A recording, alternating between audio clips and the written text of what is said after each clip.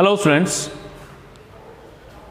in the last class I had been explained about the general characteristics of virus.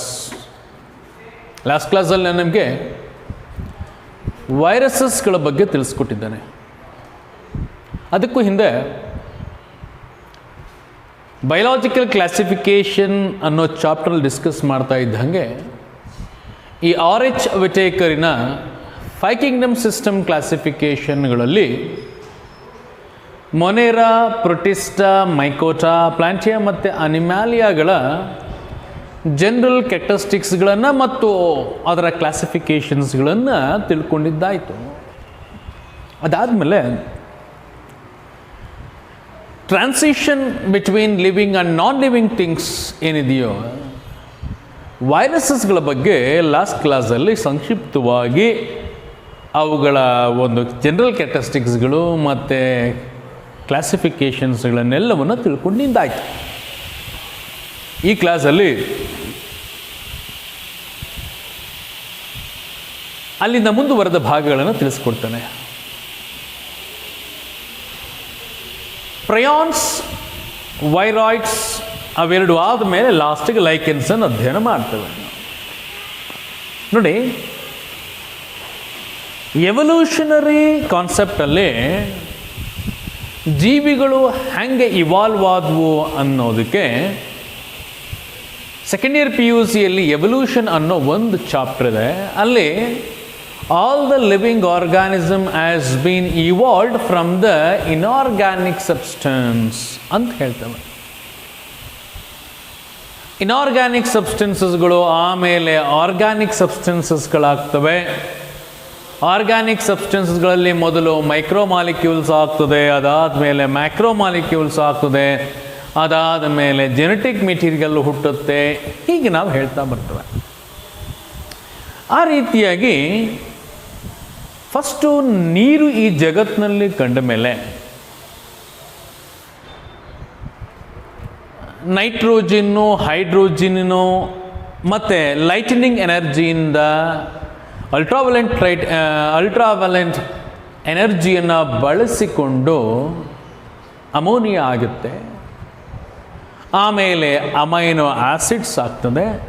ಅದಾದ ಮೇಲೆ ಪ್ರೋಟೀನ್ಸ್ಗಳು ಹುಟ್ಟುತ್ತವೆ ಅಂತ evolutionary ಹಿಸ್ಟ್ರಿಯಲ್ಲಿ ನಾವು ತಿಳ್ಕೊಂಡಿದ್ದೇವೆ. ಆ ರೀತಿ ನೀರಿನಲ್ಲಿ ಮೊದಲು ಕೆಮಿಕಲ್ ರಿಯಾಕ್ಷನ್ ನಡೆದು ಆ ನೀರಿನಲ್ಲಿ ಪ್ರೋಟೀನ್ ಮಾಲಿಕ್ಯೂಲ್ಸ್ಗಳು ಹುಟ್ಟಿದ್ದಾವೆ. ಆ ಪ್ರೋಟೀನ್ ಮಾಲಿಕ್ಯೂಲ್ಸ್ಗಳು ಹೇಗಿರ್ತವೆ ಅಂತಂದರೆ ಥಿಯರೀಸ್ಗಳನ್ನು ಸುಮಾರು ಜನ ಹೇಳಿದ್ದಾರೆ. ನೀವು ನೆಕ್ಸ್ಟ್ ಇಯರ್ ತಿಳ್ಕೊತೀರಿ. ಕೋಅಸರ್ವೇಟ್ಸು, ಮೈಕ್ರೋಸ್ಪಿಯರ್ಸ್ ಅಂತೆಲ್ಲ ಹೇಳಿದ್ದಾರೆ. ಅಂದರೆ ಆ ಪ್ರೋಟೀನ್ ಮಾಲಿಕ್ಯೂಲ್ಸ್ಗಳು ಹೆಂಗಿದ್ವಪ್ಪ ಅಂತಂದರೆ ನೀರಿನ ಮೇಲೆ ಯಾವ ರೀತಿಯಾಗಿ ಬಬಲ್ಸ್ಗಳು, ನೀರಿನ ಗುಳ್ಳೆಗಳು ಹೇಗಿರ್ತಾವೋ ನೀರಿನಲ್ಲಿ, ಅದೇ ರೀತಿಯಾಗಿ ಒಂದು ಪುಟ್ಟದಾದಂತಹ ಎಂಟಿ ಪ್ರೋಟಿನೇಷಿಯಸ್ ಸೆಲ್ಗಳ ರೀತಿಯಾಗಿ ಆ ನಿಂತ ನೀರಿನಲ್ಲಿ ಕಂಡುಬಂದಿತ್ತು. ಆ ಪ್ರೋಟಿನೇಷಿಯಸ್ ಎಂಟಿ ಶೆಲ್ಗಳೇನಿದೆಯೋ ಅದಕ್ಕೆ ಹಲವು ಜನ ಹಲವು ಹೆಸರು ಕೊಟ್ಟರು. ಒಬ್ಬಡಿ ಕೋಅಸರ್ವೇಟ್ಸ್, ಮೈಕ್ರೋಸ್ಪಿಯರ್ಸ್ ಈಗಾಗಲೇ ಹೇಳಿದ್ದಾನೆ.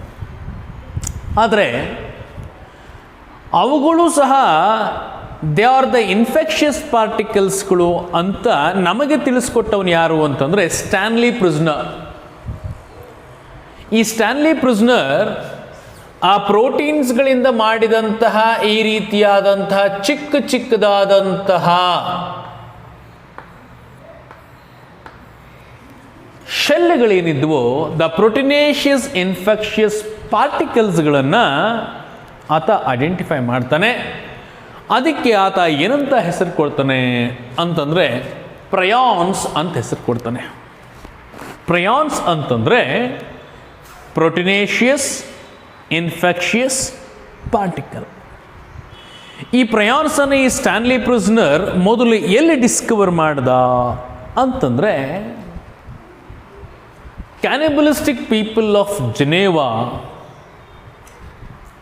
ಈ ನರಭಕ್ಷಕರಿದ್ರಲ್ಲ, ಆ ಒಂದು ಜಿನೀವಾದಲ್ಲಿದ್ದಂಥ ಈ ಕ್ಯಾನಿಬಲಿಸ್ಟಿಕ್ ಪೀಪಲ್ಸ್ಗಳಲ್ಲಿ ಒಂದು ವಿಚಿತ್ರವಾದಂಥ ಒಂದು ಕಾಯಿಲೆ ಕಾಣಿಸ್ಕೊಳ್ತದೆ. ಆ ಕಾಯಿಲೆಯ ಹೆಸರೇನಪ್ಪ ಅಂತಂದರೆ ಮ್ಯಾಡ್ ಕೌ ಡಿಸೀಸ್ ಸ್ಪಾಂಜಿಫಾರ್ಮೆ ಎನ್ಸಿಫಾಲೋಪತಿ, ಬವೈನ್ ಸ್ಪಾಂಜಿಫಾರ್ಮೆ ಎನ್ಸಿಫಾಲೋಪತಿ. ಅದು ಮೊದಲು ಬಂದಿದ್ದು ಕ್ಯಾಟಲ್ಸ್ಗಳಿಗೆ, ಬೊವೈನ್ಸ್ಗಳಿಗೆ. ಬೊವೈನ್ಸ್ ಅಲ್ಲಿ ಅಂದರೆ ಹಸು ಮತ್ತು ಎಮ್ಮೆಗಳಿಗೆ ಅವರೇನು ಸಾಕಾಣಿಕೆ ಮಾಡ್ತಾಯಿದ್ರು, ಆ ಹಸು ಮತ್ತು ಎಮ್ಮೆಗಳಿಗೆ ಒಂದು ಕಾಯಿಲೆ ಕಾಣಿಸಿಕೊಳ್ಳುತ್ತೆ. ಆ ಕಾಯಿಲೆ ಯಾವುದಪ್ಪ ಅಂತಂದರೆ ಹುಚ್ಚು ರೋಗ, ಮ್ಯಾಡ್ ಕೌ ಡಿಸೀಸ್ ಅಂತ ಕರಿತೇವೆ. ಅಲ್ಲಿ ಅದಕ್ಕೆ ಮೆಡಿಕಲ್ ಟರ್ಮ್ ಏನಪ್ಪ ಅಂತಂದರೆ ಬೊವೈನ್ ಸ್ಪಾಂಜಿಫಾರ್ಮೆ ಎನ್ಸಿಫಾಲೋಪತಿ ಅಂತ. ಈ ಕಾಯಿಲೆ ಬಂದಾಗ ಆ ಹಸು ಮತ್ತು ಎಮ್ಮೆಗಳು ತಲೆಯ ಬ್ರೈನ್ ಏನಿತ್ತೋ ಅದು ಸ್ಪಾಂಜ್ ರೀತಿಯಾಗಿ ಕನ್ವರ್ಟ್ ಆಗಿಬಿಡ್ತಿತ್ತು. ಅಲ್ಲಿಗೆ ತಡೆಯಲಾಗದ ತಲೆನೋವು ಬಂದು ಹುಚ್ಚಿಡ್ಕೊಂಡು ಆ ಪ್ರಾಣಿ ತನಗೆ ತಾನೇ ಸಾಯ್ತಾ ಇತ್ತು. ಸೊ ಈ ರೀತಿಯಾಗಿ ಹಲವು ದನಕರುಗಳು ಮತ್ತು ಎಮ್ಮೆಗಳು ಸಾಯ್ತಾ ಇದ್ದಿದ್ರನ್ನ ಈ ಕ್ಯಾನಿಬಲಿಸ್ಟಿಕ್ ಪೀಪಲ್ಸ್ಗಳು ಏನು ಮಾಡ್ತಿದ್ರಪ್ಪ ಅಂತಂದರೆ ಅವುಗಳನ್ನು ತಿಂದು ಹಾಕ್ತಾಯಿದ್ರು. ಈ ರೀತಿಯಾಗಿ ಆ ಮ್ಯಾಡ್ ಕೌ ಡಿಸೀಸಿಂದ ಸತ್ತಂತಹ ಪ್ರಾಣಿಗಳ ಮಾಂಸವನ್ನು ಆ ಕ್ಯಾನಿಬಲಿಸ್ಟಿಕ್ ಪೀಪಲ್ ತಿಂದಾಗ ಆ ಮ್ಯಾಡ್ ಕೌ ಡಿಸೀಸ್ ಯಾವುದರಿಂದ ಬಂದಿತ್ತು ಅಂತಂದರೆ ಆ ಪ್ರಾಣಿಗಳು ನಿಂತ ಕೆರೆಯ ನೀರುಗಳನ್ನು ಕುಡಿತಾ ಇದ್ವು. ಆ ತುಂಬ ಸ್ಟ್ಯಾಗ್ನೆಟ್ ವಾಟರ್ನಲ್ಲಿ, ಆ ನಿಂತ ನೀರಿನಲ್ಲಿ ಪ್ರಯಾನ್ ಪಾರ್ಟಿಕಲ್ಸ್ಗಳು ಇದ್ವು. ಆ ಪ್ರಯಾನ್ ಪಾರ್ಟಿಕಲ್ಸ್ಗಳನ್ನು ಕುಡಿದಾಗ ಅವು ಡೈರೆಕ್ಟಾಗಿ ಬ್ಲಡ್ ಸ್ಟ್ರೀಮಿಗೆ ಎಂಟರ್ ಆಗಿ ಬ್ರೈನಿಗೆ ಹೋಗಿ ಮ್ಯಾಡ್ ಕೌ ಡಿಸೀಸನ್ನು ಬರೆಸಿದ್ವು. ಅಂದರೆ ಅವುಗಳ ಬ್ರೈನ್ ಸ್ಪಾಂಜಿಫಾರ್ಮಿಗೆ ಕನ್ವರ್ಟ್ ಆಗಿ ತಲೆನೋವು ಬಂದು ಸಾಯೋ ಹಾಗಾಗಿದ್ವು. ಯಾವಾಗ ಈ ಕ್ಯಾನಿಬಲಿಸ್ಟಿಕ್ ಪೀಪಲ್ಸ್ಗಳು ಅದರ ಮಾಂಸವನ್ನು ಭಕ್ಷಣೆ ಮಾಡಿದ್ರೋ, ತಿಂದ್ರೋ, ಅಲ್ಲಿದ್ದಂಥ ಪ್ರಯಾನ್ ಪಾರ್ಟಿಕಲ್ಸ್ಗಳು ಇವ್ರಿಗೆ ಹೋಗಿ ಇವರ ಬ್ಲಡ್ ಸ್ಟ್ರೀಮ್ಗೆ ಎಂಟರ್ ಆಗಿ ಇವರ ಬ್ರೈನ್ಗೆ ಹೋಗಿ ಇವ್ರಿಗೂ ಆ ಬೊವೈನ್ಸ್ಗಳಿಗೆ ಬಂದಂಥ ಅದೇ ಕಾಯಿಲೆ ಇವ್ರಿಗೂ ಬಂತು. ತಲೆಗಳನ್ನು ಹೊಡ್ಕೊಂಡು ಸಾಯೋದಕ್ಕೆ ಪ್ರಾರಂಭ ಮಾಡಿತ್ತು. ಸೊ ಇದರ ಇನ್ವೆಸ್ಟಿಗೇಷನ್ಗೆ ಹೋದಂತಹ ಈ ಸ್ಟ್ಯಾನ್ಲಿ ಪ್ರಿಸ್ನರ್ ಆ ಸತ್ತ ಮನುಷ್ಯರ ಸ್ಯಾಂಪಲ್ಸ್ಗಳನ್ನು, ಸತ್ತ ಪ್ರಾಣಿಗಳ ಸ್ಯಾಂಪಲ್ಸನ್ನು ತೆಗೆದುಕೊಂಡು ಬಂದು ಆತ ಈ ರೀತಿಯಾದಂಥ ಒಂದು ಕಾಯಿಲೆಗೆ ಯಾವ ಒಂದು ಆರ್ಗ್ಯಾನಿಸಮ್ ಕಾರಣ ಅಂತ ಹುಡುಕೊಂಡಾಗ ಯಾವುದೇ ಆರ್ಗ್ಯಾನಿಸಮ್ ಕಂಡುಬರಲಿಲ್ಲ, ಯಾವುದೇ ವೈರಸಸ್ಗಳು ಸಿಗಲಿಲ್ಲ. ಆದರೆ ಅವನಿಗೆ ಸಿಕ್ಕಿದ್ದು ಯಾವುದು ಅಂತಂದರೆ ಕೇವಲ ಪ್ರೊಟಿನೇಷಿಯಸ್ ಎಂಟಿ ಶೆಲ್.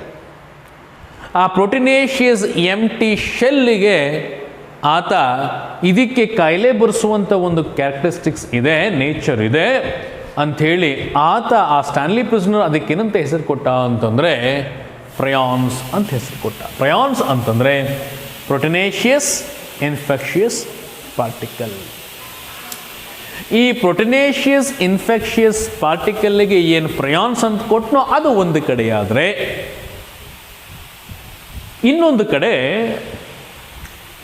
ನೈಟ್ರೋಜನ್, ಫಾಸ್ಫರಸ್ ಮತ್ತು ಶುಗರ್.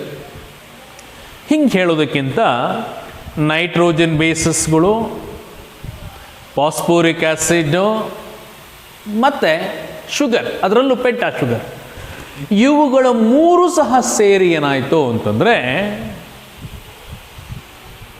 ನ್ಯೂಕ್ಲಿಕ್ ಆ್ಯಸಿಡ್ಗಳು ಹುಟ್ಟಿತು. ಆ ರೀತಿಯಾಗಿ ಅಲ್ಲಿ ನೀರಿನಲ್ಲೇ. ಸೊ ಅದನ್ನು ಲಿವಿಂಗ್ ಸೂಪ್ ಅಂತಲೂ ಕರಿತಾ ಹೋಗ್ತವೆ. ಆ ಒಂದು ನೀರಿನಲ್ಲೇ ಇನ್ನೊಂದು ಕಡೆ ಯಾವುದು ಸೇರಿಕೊಂಡೋ ಅಂತಂದರೆ ಈಗಾಗಲೇ ನಾನು ಹೇಳಿದಾಗೆ ಪೆಂಟಾ ಶುಗರ್, ನೈಟ್ರೋಜನ್ ಬೇಸ್ ಮತ್ತು ಫಾಸ್ಫೋರಿಕ್ ಆ್ಯಸಿಡ್ಗಳು ಇವು ಮೂರು ಸೇರಿಕೊಂಡು ನ್ಯೂಕ್ಲಿಕ್ ಆ್ಯಸಿಡ್ ಆಯಿತು. ಆ ಮೊದಲು ಹುಟ್ಟಿದಂತಹ ನ್ಯೂಕ್ಲಿಕ್ ಆ್ಯಸಿಡ್ ಯಾವುದು ಅಂತಂದರೆ RNA ಆಯಿತು.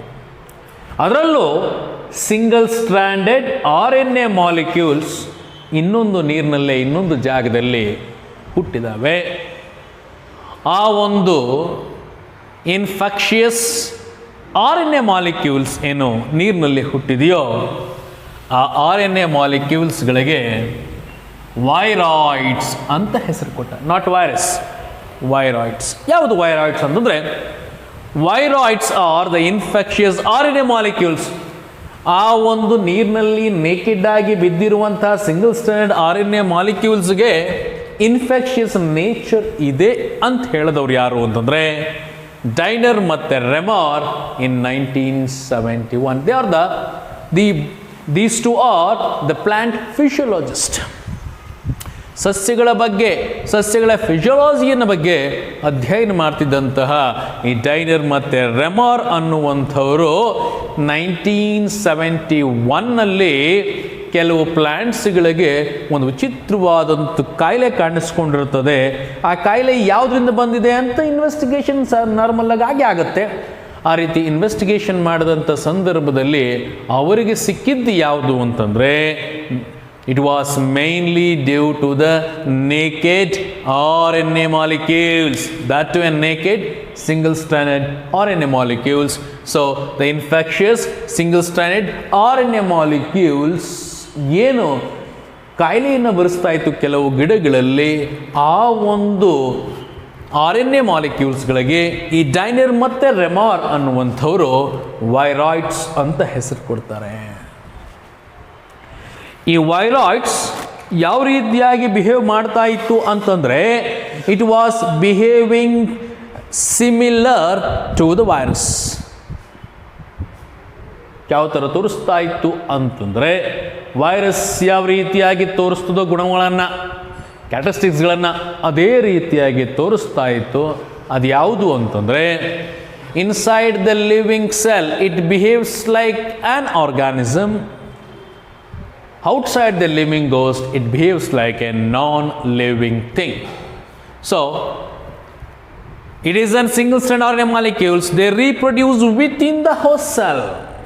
ಇದು RNA ಮಾಲಿಕ್ಯೂಲ್ಸ್ಗಳು ಪ್ಲ್ಯಾಂಟಿನ ಸೆಲ್ಲಿನ ಒಳಗೆ ಹೋದ ಮೇಲೆ ಅಲ್ಲಿ ಇದರ ಮಲ್ಟಿಪ್ಲಿಕೇಶನ್ ಶುರುವಾಗುತ್ತೆ by A process called transcription. ನೀವು ಸೆಕೆಂಡ್ ಇಯರ್ PUC ತಿಳ್ಕೊತೀರಿ.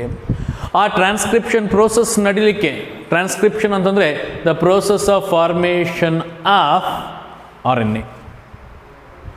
ಆ ಒಂದು ಟ್ರಾನ್ಸ್ಕ್ರಿಪ್ಷನ್ ಪ್ರೋಸೆಸ್ಸು ಆಗಬೇಕು ಅಂತಂದರೆ ಹಲವು ಎನ್ಸೈಮ್ಸ್ಗಳು ಬೇಕಾಗ್ತದೆ, ನ್ಯೂಕ್ಲಿಕ್ ಆ್ಯಸಿಡ್ಸ್ಗಳು ಬೇಕಾಗ್ತವೆ.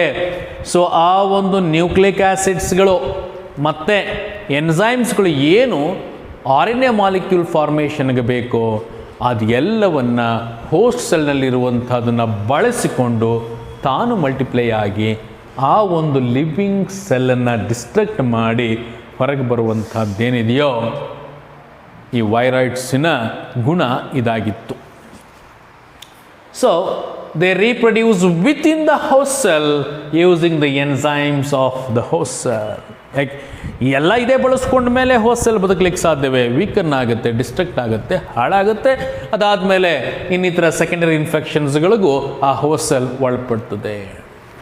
ಪ್ರಮುಖವಾಗಿ ಈ ಒಂದು viroids causes disease only to the plants. Prions causes disease only to the animals.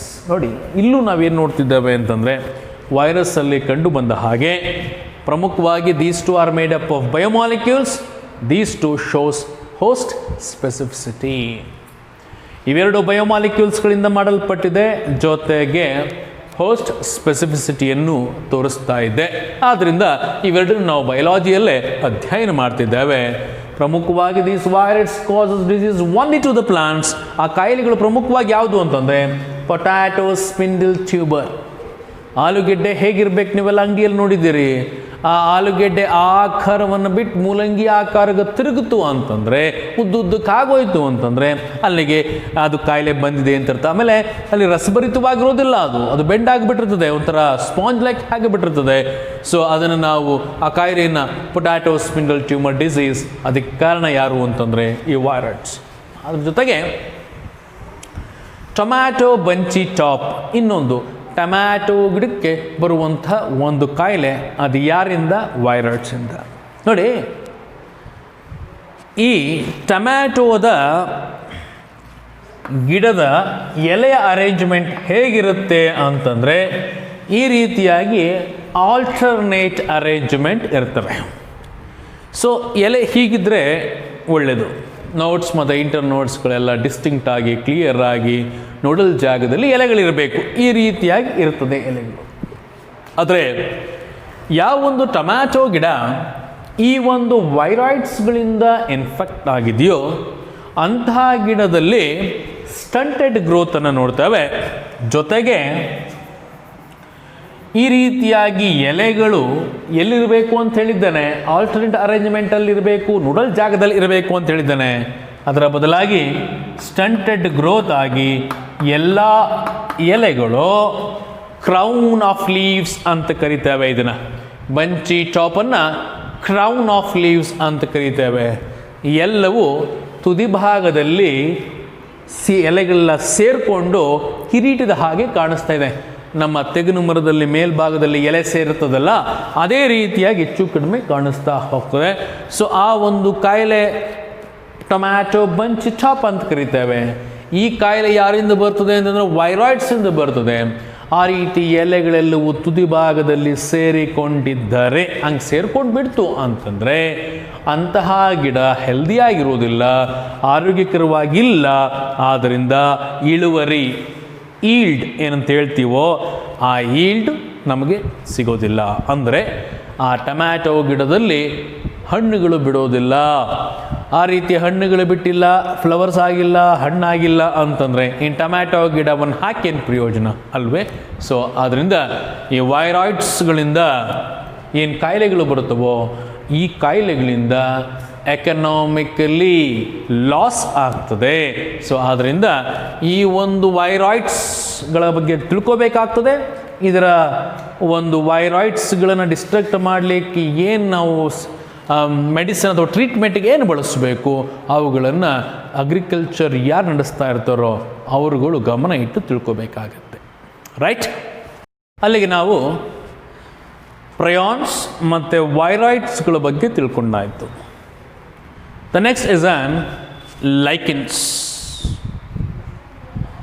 Lichens are the symbiotic association of both algae and fungi. ಈ ಲೈಕೆನ್ಸ್ ಅನ್ನುವಂಥದ್ದು a symbiotic association of both algae and fungi. ಪ್ರಮುಖವಾಗಿ ಲೈಕೆನ್ಸ್ಗಳನ್ನು ಎಲ್ಲಿ ನೋಡ್ತೇವೆ ಅಂತಂದರೆ ನಮ್ಮ western Ghats ಕಡೆ tour ಏನಾದರೂ ಹೋದಂಥ ಸಂದರ್ಭದಲ್ಲಿ ಅಲ್ಲಿರುವಂಥ ಮರಗಳನ್ನು ನೋಡಿದಾಗ ಮರದ ಮೇಲೆ ಒಂದು ವೈಟ್ ಅಥವಾ ಒಂದು ಗ್ರೇಯಿಶ್ ಪ್ಯಾಚಸ್ಗಳನ್ನು ನಾವು ನೋಡ್ತೇವೆ. ಮರದ ಮೇಲೆ ಎಲ್ಲ ಕಡೆ ಅಂಟ್ಕೊಂಡಿರುವಂಥದ್ದನ್ನು, ಅವುಗಳೇ ಲೈಕೆನ್ಸ್ಗಳು. ಆ ಲೈಕೆನ್ಸಲ್ಲಿ ಎರಡು ಜೀವಿಗಳು ಒಟ್ಟಾಗಿ ವಾಸ ಮಾಡ್ತಿದ್ದಾವೆ, ಅದು ಅನ್ಯೋನ್ಯತೆಯಿಂದ ವಾಸ ಮಾಡ್ತಿದ್ದಾವೆ. ಅದನ್ನೇ ನಾವು ಸಿಂಬಯೋಟಿಕ್ ಅಸೋಸಿಯೇಷನ್ ಅಂತ ಕರೆಯೋದು. ಆ ಎರಡು ಜೀವಿಗಳು ಯಾವ್ಯಾವುದಪ್ಪ ಅಂತಂದರೆ ಎರಡು ತದ್ವಿರುದ್ಧವಾದಂಥದ್ದೇ, ಒಂದು ಆಲ್ಗೆ ಮತ್ತಿನ್ನೊಂದು ಫಂಜೈ. ಈ ಆಲ್ಗೆ ಮತ್ತು ಫಂಜೈ ಇವೆರಡರ ಒಂದು ಸಿಂಬಯೋಟಿಕ್ ಅಸೋಸಿಯೇಷನ್ಸನ್ನು ನಾವೇನಂತ ಕರಿತೇವೆ ಅಂತಂದರೆ ಲೈಕೆನ್ಸ್ ಅಂತ ಕರಿತೇವೆ. ಅದರಲ್ಲಿ the algal partner is called as phycobiont. Phyco ಅಂತಂದ್ರೆ ಆಲ್ಗೆ, ನಿಮ್ಮ ಮೊದಲೇ ಹೇಳಿದ್ದಾನೆ. ಲೈಕೆನ್ಸಲ್ಲಿ ಏನು it is a symbiotic association of algae and fungi ಅಂತ ಹೇಳಿದ್ನೋ ಅದರಲ್ಲಿ the algal partner is called as phycobiont and the fungal partner is called as mycobiont. Algal partner ನಾವು ಫೈಕೋಬಯಾಂಟ್ ಅಂತ ಕರೆದ್ವಿ, ಫಂಗಲ್ ಪಾರ್ಟ್ನರನ್ನು ಮೈಕೋಬಯಾಂಟ್ ಅಂತ ಕರೆದ್ವಿ. ಸೊ ಇವೆರಡರೂ ಅನ್ಯೋನ್ಯತೆಯಿಂದ ವಾಸ ಮಾಡ್ತಿದ್ದೇವೆ, ಒಟ್ಟಾಗಿ ಅದನ್ನು ಲೈಕೆನ್ಸ್ ಅಂತ ಕರಿತಿದ್ದೇವೆ. ಈ ಫಂಜೈ ನಮಗೆಲ್ಲ ಗೊತ್ತಿರೋ ಹಾಗೆ they are completely heterotrophs. Algae we know that they are autotrophs. That means the algae can synthesize the food by using the light energy. ಅದು ಆಟೋಟ್ರೋಫ್ಸ್ಗಳು. ಆದರೆ ಈ ಫಂಗಸ್ ಇದೆಯಲ್ಲ ನಮ್ಗೆ ಗೊತ್ತಿರೋ ಹಾಗೆ ಕಂಪ್ಲೀಟ್ಲಿ ಹೆಟೆರೋಟ್ರೋಫಸ್. ಈ ಫಂಗಸ್ ಏನು ಮಾಡ್ತದೆ ಅಂತಂದರೆ, ಈ ಫಂಗಸ್ ಏನು ಪಾರ್ಟ್ನರ್ ಇದೆಯೋ ಜೊತೆಲಿ, ಅದು ಆಲ್ಗೆಗೆ ಏನು ಕೊಡ್ತದೆ ಇವೆರಡು ಒಟ್ಟಾಗಿದ್ದಾವೆ. ಆಲ್ಗೆಗೆ ಈ ಫಂಗಸ್ ಏನು ಕೊಡುತ್ತೆ ಅಂತಂದರೆ, it give place for the survive or to live, ಜೊತೆಗೆ absorption of water and mineral nutrition, ನೀರು ಮತ್ತು ಮಿನರಲ್ ನ್ಯೂಟ್ರಿಷನ್ಗಳನ್ನು ಸಪ್ಲೈ ಮಾಡುವಂಥದ್ದು, ಅಬ್ಸರ್ವ್ ಮಾಡಿ ಸಪ್ಲೈ ಮಾಡುವಂಥ ಕೆಲಸ. ನೋಡಪ್ಪ, ನನ್ನ ಕೈಲಂತೂ ಆಹಾರ ತಯಾರು ಮಾಡೋಕ್ಕೂ ಬರೋದಿಲ್ಲ, ಆದರೆ ನಾನು ನೀರನ್ನು ಮತ್ತು ನ್ಯೂಟ್ರಿಷನ್ಸ್ಗಳನ್ನು ಅಬ್ಸರ್ವ್ ಮಾಡಬಲ್ಲೆ ಮತ್ತು ನಿನಗಿರೋದಕ್ಕೆ ಜಾಗ ಕೊಡಬಲ್ಲೆ ಅಂಥೇಳಿ ಈ ಒಂದು ಫಂಗಸ್ ಆಲ್ಗೆಯನ್ನು ತನ್ನ ಜೊತೆಗೆ ಇಟ್ಕೊಳ್ಳುತ್ತೆ. ಸರಿ, ಅದರ ಬದಲಾಗಿ ಈ ಆಲ್ಗೆ ಏನು ಮಾಡ್ತದೆ, ಈ ಫೈಕೋಬಯಾಂಟ್ ಆದಂಥ ಈ ಆಲ್ಗೆ ಏನು ಮಾಡ್ತದೆ ಅಂತಂದರೆ, ನನಗಿವುಗಳನ್ನು ಅಬ್ಸರ್ವ್ ಮಾಡಿಕೊಳ್ಳುವಂಥ ಸಾಮರ್ಥ್ಯ ಸದ್ಯಕ್ಕಿಲ್ಲ, ನಾನು ತುಂಬ ಪ್ರಿಮಿಟಿವ್ ಇದ್ದೇನೆ, ಆದ್ದರಿಂದ ನೀನು ಇವುಗಳನ್ನು ಸಪ್ಲೈ ಮಾಡಿದ್ದರೆ ನಾನು ನನ್ನಲ್ಲಿರುವಂಥ ಈ ಕ್ಲೋರೋಫಿಲ್ ಪಿಗ್ಮೆಂಟ್ಸನ್ನು ಬಳಸಿಕೊಂಡು ಫೋಟೋಸಿಂಥಸಿಸ್ ಪ್ರಕ್ರಿಯೆ ನಡೆಸಿ, ಅಂದರೆ ಫೋಟಾನ್ ಆಫ್ ಲೈಟನ್ನು ಸ್ಟ್ರೈಕ್ ಮಾಡಿಕೊಂಡು ನಾನು ಫೋಟೋಸಿಂಥಸಿಸ್ ಮಾಡಿ ಆಹಾರವನ್ನು ತಯಾರು ಮಾಡ್ತಾನೆ. ಆ ಆಹಾರ ಏನು ತಯಾರು ಮಾಡ್ತೇನೋ, the food which has been synthesized by the autotrophs by using the light energy is supply to the microbiont. ನಾನು ತಯಾರು ಮಾಡಿದಂಥ ಆಹಾರವನ್ನು ನಿನಗೆ ರೆಂಟಾಗಿ ಬೇಕಾದ್ರೆ ನಾನು ಪೇ ಮಾಡ್ತೇನೆ ಅಂಥೇಳಿ ಒಂದು ವಾಟರ್ ಮತ್ತು ಮಿನರಲ್ ನ್ಯೂಟ್ರಿಷನ್ ಕೊಟ್ಟರೆ ಅದನ್ನು ಬಳಸ್ಕೊಂಡು ಆಹಾರ ತಯಾರು ಮಾಡ್ಕೊಂಡು ಲೈಟ್ ಎನರ್ಜಿನ ಬಳಸ್ಕೊಂಡು ತಯಾರು ಮಾಡಿ ವಾಪಸ್ಸು ತಗೋ ನಿನಗೆ ಆಹಾರವನ್ನು ಅಂತ ಕೊಟ್ಕೊಂಡು ಇವೆರಡರು ಅನ್ಯೋನ್ಯತೆಯಿಂದ ಏನು ವಾಸ ಮಾಡ್ತಿದ್ದಾವೋ, ಏನು ಸಿಂಬಯೋಟಿಕ್ ಅಸೋಸಿಯೇಷನ್ನಲ್ಲಿದ್ದಾವೋ ಅವುಗಳನ್ನು ನಾವು ಲೈಕೆನ್ಸ್ ಅಂತ ಕರೀತೇವೆ. ಆಮೇಲೆ ಈ ಲೈಕೆನ್ಸ್ಗಳನ್ನು ಪ್ರಮುಖವಾಗಿ ಎಲ್ಲಿ ನೋಡ್ತೇವೆ ಅಂತಂದರೆ, these lichens are grown in an non polluted area. ಯಾವ ಜಾಗದಲ್ಲಿ ಪೊಲ್ಯೂಷನ್ ಫ್ರೀ ಇರ್ತದೋ, ಒಂದು ಸ್ವಲ್ಪನೂ ಪೊಲ್ಯೂಷನ್ ಇರೋದಿಲ್ವೋ ಅಂಥ ಜಾಗದಲ್ಲಿ ಇದು ಹೇರಳವಾಗಿ ಬೆಳೆದಿರ್ತದೆ. ಎಲ್ಲಿ ಬೆಳೆದಿರ್ತದೆ? ಮರಗಳ ಮೇಲೆ, ಕಲ್ಲುಗಳ ಮೇಲೆ, ಗೋಡೆಗಳ ಮೇಲೆ, ಎಲ್ಲ ಜಾಗದಲ್ಲೂ ಈ ಲೈಕೆನ್ಸ್ಗಳು ಬೆಳೆದಿರ್ತವೆ. ಪ್ರಮುಖವಾಗಿ ಏನಿರಬೇಕು? ಪೊಲ್ಯೂಷನ್ ಫ್ರೀ ಇರಬೇಕು. Hans the lichens R called as the indicators of pollution. ಅದರಿಂದ ನಾವು ಲೈಕೆನ್ಸನ್ನು ಏನಂತ ಕರಿತಿದ್ದೇವೆ? ಇಂಡಿಕೇಟರ್ಸ್ ಆಫ್ ಪೊಲ್ಯೂಷನ್ ಅಂತ ಕರೀತೇವೆ. ಯಾಕೆ? ಯಾವ ಜಾಗದಲ್ಲಿ ಹೆಚ್ಚು ಪೊಲ್ಯೂಷನ್ ಇದೆಯೋ ಆ ಜಾಗದಲ್ಲಿ ಲೈಕೆನ್ಸ್ ನೋಡ್ಲಿಕ್ಕೆ ಸಿಗೋದಿಲ್ಲ. ಅಲ್ಲಿಗೆ ಅರ್ಥ ಆಗ್ತದೆ ಪರಿಸರ ಸಂಪೂರ್ಣವಾಗಿ ಹಾಳಾಗಿದೆ, ಪೊಲ್ಯೂಟ್ ಆಗಿದೆ ಅಂತ. ಯಾವ ಜಾಗದಲ್ಲಿ ಲೈಕೆನ್ಸ್ ಹೇರಳವಾಗಿದೆಯೋ ಅದು ನಾನ್ ಪೊಲ್ಯೂಟೆಡ್ ಏರಿಯಾ, ಮನುಷ್ಯ ಸ್ವಚ್ಛಂದವಾಗಿ ವಾಸ ಮಾಡಲಿಕ್ಕೆ ಯೋಗ್ಯವಾಗಿದೆ, ಅಂದರೆ ಜೀವಿಗಳೇ ವಾಸ ಮಾಡಲಿಕ್ಕೆ ಯೋಗ್ಯವಾದಂಥ ಜಾಗ ಅಂತ ತೋರಿಸ್ಕೊಡ್ತದೆ ಈ ಲೈಕೆನ್ಸ್ಗಳು. So the lichens are the indicators of pollution, right? ಈ ಲೈಕೆನ್ಸ್ಗಳಲ್ಲಿ ಅವುಗಳ ಆಕಾರವನ್ನು, based on the structure, the lichens has been classified into 3 types: crustose, foliose ಮತ್ತು ಫ್ರುಟಿಕೋಸ್ ಅಂತ. ಯಾವುದನ್ನು ಕ್ರಸ್ಟೋಸ್ ಅಂತ ಕರಿತೇವೆ? ಆ ಲೈಕೆನ್ಸಿನ ಬಾಡಿ ಹೇಗಿರುತ್ತೆ, ಪ್ಲಾಂಟ್ ಬಾಡಿ ಹೇಗಿರುತ್ತೆ ಅಂತಂದರೆ, ದೇ ಆರ್ ಫ್ಲ್ಯಾಟ್ ಥ್ಯಾಲಸ್, ಸಂಪೂರ್ಣವಾಗಿ ಅಂಟಿಕೊಂಡು ಬಿಟ್ಟಿರ್ತದೆ, ಹಿಂಗೆ ಹಿಡಿಯೋಕ್ಕಾಗಲ್ಲ, ಕೀಳಕ್ಕಾಗಲ್ಲ. So they are the flat thallus that is closely appressed to the substratum. So ಸಂಪೂರ್ಣವಾಗಿ ತುಂಬ ಗಟ್ಟಿಯಾಗಿ ಸಬ್ಸ್ಟ್ರಾಟಮ್ಗೆ ಅಂಟಿಕೊಂಡಿರುವಂಥದ್ದೇನಿದೆಯೋ ಅದನ್ನು ಕ್ರಸ್ಟೋಸ್ ಅಂತ ಕರಿತೇವೆ. Example for crustose are graphis, rhizocarpus. Examples ತುಂಬ ಮುಖ್ಯ. NEET examination point of view ಇದು ತುಂಬ ಮುಖ್ಯ. ಗ್ರಾಫೀಸ್ ಮತ್ತು ರೈಸೋಕಾರ್ಪಸ್ ಏನಿದೆಯೋ, these two are the examples for crustose lichens. ಎರಡನೇದು ಫೋಲಿಯೋಸ್ ಲೈಕೆನ್ಸ್. ಫೋಲಿಯೇಜಸ್ ನಿಮಗೆ ಗೊತ್ತಿದೆ. ಫೋಲಿಯೇಜಸ್ ಅಂತಂದರೆ ಏನು? ಎಲೆಗಳನ್ನು ನಾವು ಫೋಲಿಯೇಜಸ್ ಅಂತ ಕರೀತೇವೆ. ಯಾವೊಂದು ಥ್ಯಾಲಸ್ಸಿನ ಬಾಡಿ ಡಾರ್ಸಿವೆಂಟ್ರಲಿ ಫ್ಲ್ಯಾಟನ್ ಆಗಿದ್ದು ಎಲೆಗಳ ಆಕಾರದಲ್ಲಿ ಕಂಡು ಬರ್ತದೋ ಅವುಗಳನ್ನು ಫೋಲಿಯೋಸ್ ಅಂತ ಕರಿತೀವಿ. ನೋಡಿ, they are the flat dorsoventrally flat and leaf like thalloid plant body has been attached. ತುಂಬ ಮುಖ್ಯ ಇದು. ಇವುಗಳ ಲೀಫ್ ಲೈಕ್ ಸ್ಟ್ರಕ್ಚರ್ಸ್ ಇರುವಂಥದ್ದೇನಿದೆಯೋ ಅದು ಸಬ್ಸ್ಟ್ರಾಟಮ್ಗೆ ಅಂಟಿಕೊಂಡಿದೆ. ಹೆಂಗೆ ಅಂಟಿಕೊಂಡಿದೆ ಅಂತಂದರೆ by the specialized rhizoid like structure which are called as rhizines. ಮರಿಬಾರ್ದು. ಯಾವ ಲೈಕೆನ್ಸ್ಗಳು? ಫೋಲಿಯೋಸ್ ಲೈಕೆನ್ಸ್ಗಳು ತಮ್ಮ leaf like dorsoventrally flattened structure ಏನಿದೆಯೋ ಅದರ ಥ್ಯಾಲಾಯ್ಡ್, ಆ ಒಂದು ಥ್ಯಾಲಾಯ್ಡ್ ಪ್ಲಾಂಟ್ ಬಾಡಿಯನ್ನು ಸಬ್ಸ್ಟ್ರಾಟಮ್ಗೆ ಯಾವುದರ ಸಹಾಯದಿಂದ ಅಂಟಿಕೊಂಡಿರುತ್ತದೆ ಅಂತಂದರೆ ರೈಸಾಯ್ಡ್ ಲೈಕ್ ಸ್ಟ್ರಕ್ಚರ್ ಆದಂತಹ ಈ ರೈಸೈನ್ಸ್ ಅನ್ನೋದರಿಂದ ಅಂಟಿಕೊಂಡಿರ್ತದೆ. It has been attached to the substratum with the help of an rhizoid like structures called rhizines. Next example ಏನಪ್ಪ ಅಂತಂದರೆ ಪಾರ್ಮೇಲಿಯಾ, ಪ್ಯಾಲ್ಟಿಜಿರಾ. These two are the examples for the foliose lichens. The last one is fruticose lichens. ಯಾವುದನ್ನು ಫ್ರುಟಿಕೋಸ್ ಅಂತ ಕರಿತೇವೆ ಅಂತಂದರೆ the cylindrical much branched thallus, ಸ್ವಲ್ಪ ಉದ್ದವಾಗೇ ಬೆಳೆದಿರುವಂಥದ್ದು, right. So ಅಲ್ಲಿ flat and leaf like structures ಏನಿದೆಯೋ ಅದಾಯಿತು. ಇಲ್ಲಿ ಹೇಗಿದೆ ಅಂತಂದರೆ ಉದ್ದವಾಗಿ ಸಿಲಿಂಡ್ರಿಕಲ್ ಲೈಕ್ ಸ್ಟ್ರಕ್ಚರ್ ರೀತಿಯ ಕಂಡುಬರುವಂತಹ ಏನು ಥ್ಯಾಲಸ್ ಇದೆಯೋ, cylindrical highly branched thallus that gives a bunchy appearance. ಹೇಗೆ ಕಾಣಿಸ್ತಾ ಇದೆ?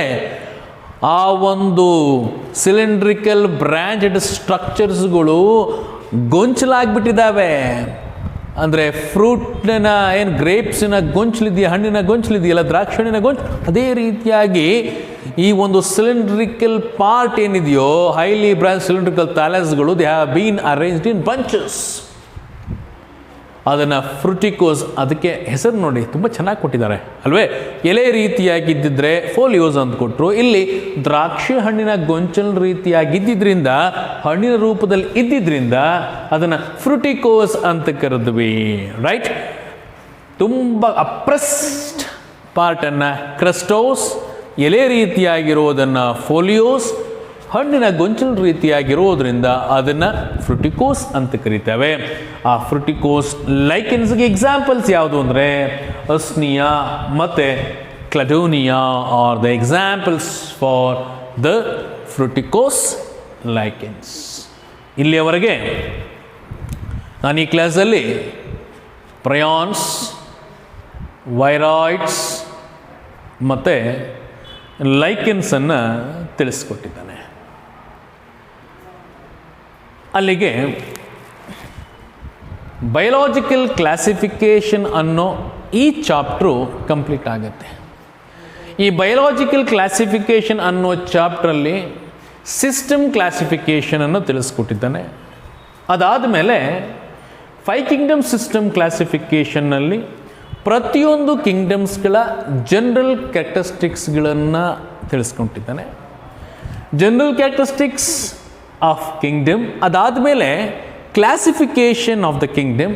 ಆ ಕ್ಲಾಸಿಫಿಕೇಷನ್ ಮಾಡಿದ ಮೇಲೆ ಅದರಲ್ಲಿ ಬರುವಂಥ ಕ್ಲಾಸಸ್ಗಳೇನಿದೆಯೋ ಅವುಗಳ ಜನರಲ್ ಕ್ಯಾರೆಕ್ಟರಿಸ್ಟಿಕ್ಸು, ಎಕ್ಸಾಂಪಲ್ಸು ಎಲ್ಲವನ್ನು ಯಾವ್ಯಾವುದರಲ್ಲಿ ಕಿಂಗ್ಡಮ್ ಮುನಿರಾದಲ್ಲಿ, ಪ್ರೊಟಿಸ್ಟಾದಲ್ಲಿ, ಮೈಕೋಟಾದಲ್ಲಿ, ಆಮೇಲೆ ಪ್ಲಾಂಟಿಯಾ ಮತ್ತು ಅನಿಮ್ಯಾಲಿಯಾ ಇವೆರಡರಲ್ಲಿ ಮಾತ್ರ ಕ್ಲಾಸಿಫಿಕೇಷನ್ ತಿಳಿಸಿಲ್ಲ.